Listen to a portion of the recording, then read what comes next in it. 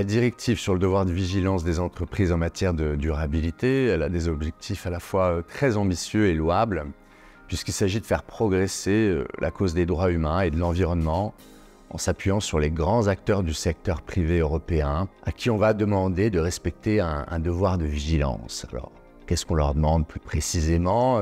On leur demande de cartographier pour pouvoir les prévenir et les gérer, les risques qu'incarnent leurs activités commerciales, leur chaîne d'approvisionnement sur les droits de l'homme, sur les droits de l'environnement. Pour ça, donc elles vont déployer un code de conduite, des outils de contrôle interne, de formation. Elles vont, encore une fois, je vous le disais, cartographier ces fameux risques et au fil de l'eau essayer d'affiner leur perception des activités qu'elles conduisent, notamment en Europe, et qui peuvent incarner des violations de la liberté des personnes, de la liberté de penser, de la liberté de travailler, de leur droit à la sécurité, à la santé publique. Au-delà de ce dispositif de vigilance, elles devront aussi déployer ce qu'on appelle un plan de transition pour l'atténuation du changement climatique. En gros, ce qu'on veut vérifier, en quoi elles doivent s'engager, c'est avoir des modèles économiques de développement durable qui permettent de respecter les objectifs de l'accord de Paris.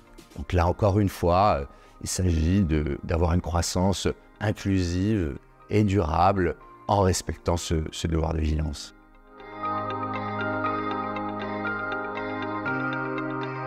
Alors, les limites, elles tiennent à une forme d'insécurité juridique. Alors, bon, c'est très connu, évidemment, cette directive, elle est largement inspirée de la loi française du 27 mars 2017 sur la vigilance, et elle incarne un peu les mêmes écueils. Alors, elle fournit un peu plus de détails quant à son champ d'application, quant à ce qui est attendu de ces assujettis. On parle à peu près de 5500 entreprises en Europe qui réalisent 450 millions de chiffres d'affaires et qui emploient 1000 salariés sur une base consolidée. Et on leur dit donc vous allez mettre en place un dispositif de conformité, en gros, qui va leur permettre d'atténuer les incidences négatives de leurs activités sur les droits de l'homme et l'environnement.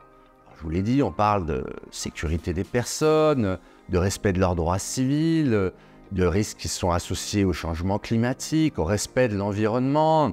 On parle de liberté fondamentale. Évidemment, tout ça, c'est très ambitieux, très louable, encore une fois, mais ce sont des notions qui sont purement conceptuelles. C'est des notions qui, forcément, sont régulièrement subjectivisées, voire parfois instrumentalisées, notamment par une nouvelle, quelque part, catégorie d'activistes très engagés sur ces sujets de société, que sont le climat, le respect des personnes, de leurs droits, et ce qu'on peut tout à fait comprendre. Et c'est une société qui est intéressante là-dessus aussi, mais on est donc dans un environnement où on attend beaucoup des grands groupes, mais où on ne leur donne pas une feuille de route suffisamment précise pour qu'ils sachent de quelle manière concrètement ils doivent élaborer ce plan, comment cette cartographie des risques elle sera alimentée au fil de l'eau, quelles sont les ressources qu'ils doivent associer à tout ça, comment ce texte et les obligations qui en seront issues de vigilance, il va s'articuler avec d'autres réglementations. On peut penser par exemple au règlement SFDR, au règlement taxonomie, à la directive CSRD, aux normes en matière de lutte contre le blanchiment ou le financement du terrorisme. On est déjà, pour le dire assez trivialement, dans une espèce de millefeuille de réglementation. On parle parfois de raz-de-marée, donc une de plus qui va dans le bon sens, qui veut évidemment protéger nos sociétés et le climat, mais qui crée une forme d'incertitude qui du reste est d'autant plus dérangeante que est associée à ce régime, à ces nouvelles obligations qui sont issues de la transposition de la directive, un régime de responsabilité civile, mais aussi un régime de responsabilité quasi répressive, réglementaire. Il est imposé aux États membres, dans le délai de 2 ans de transposition, de créer des agences de supervision qui auront des pouvoirs d'injonction, mais aussi de sanction. Donc on a le fameux name and shame avec les enjeux de réputation, mais on a aussi une possibilité de sanction qui peut atteindre 5% du chiffre d'affaires global mondial. Le CAC 40, les chiffres d'affaires globaux, c'est entre 1,5 et 5 milliards. Donc, pas besoin d'être un grand clerc pour voir qu'il y a des expositions financières qui peuvent être extrêmement significatives Et donc, on aura besoin de clarté sur ce texte et dans ces transpositions nationales.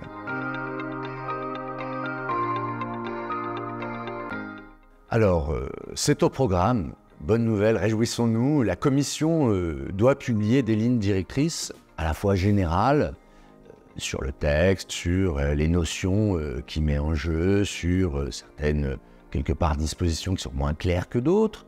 Mais il va y aussi avoir des lignes directrices spécifiques qui seront adaptées à certains secteurs, qui seront adaptées à certaines incidences négatives réelles. Il faut comprendre par là les risques d'atteinte aux droits humains et à l'environnement. On a ces lignes directrices, on a aussi a priori des clauses types qui vont être publiées par la Commission, qui devront être insérées dans les contrats par les assujettis à ces nouvelles obligations de vigilance, qui permettront d'éclairer un peu le texte et de faciliter quelque part l'élaboration de ces plans de vigilance, de ces codes de conduite. On a à côté de ça, je vous l'ai dit, des agences nationales de supervision qui vont être créées, ou alors des agences existantes à qui on va conférer des pouvoirs par de vérification de ce que les assujettis appliquent leurs obligations issues de la transposition de façon conforme.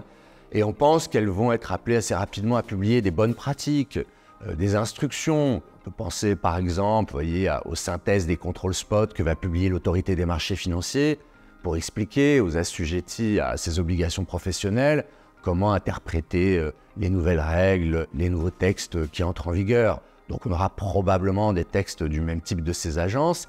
Et puis enfin, il y a une jurisprudence qui va se créer, puisque, je vous l'ai dit, il y a un régime de responsabilité civile. Donc petit à petit, les juges, eux aussi, vont faire leur travail d'apport au droit positif, d'éclairage de la norme. Et puis la doctrine, on espère, s'en saisira et sera là pour jouer son rôle à plein, pour décortiquer ses obligations et pour expliquer aux assujettis quel est, d'après nos grands professeurs, le sens qu'il faut donner à ces textes nouveaux qui viendront donc d'ici 2 ans dans le délai de transposition.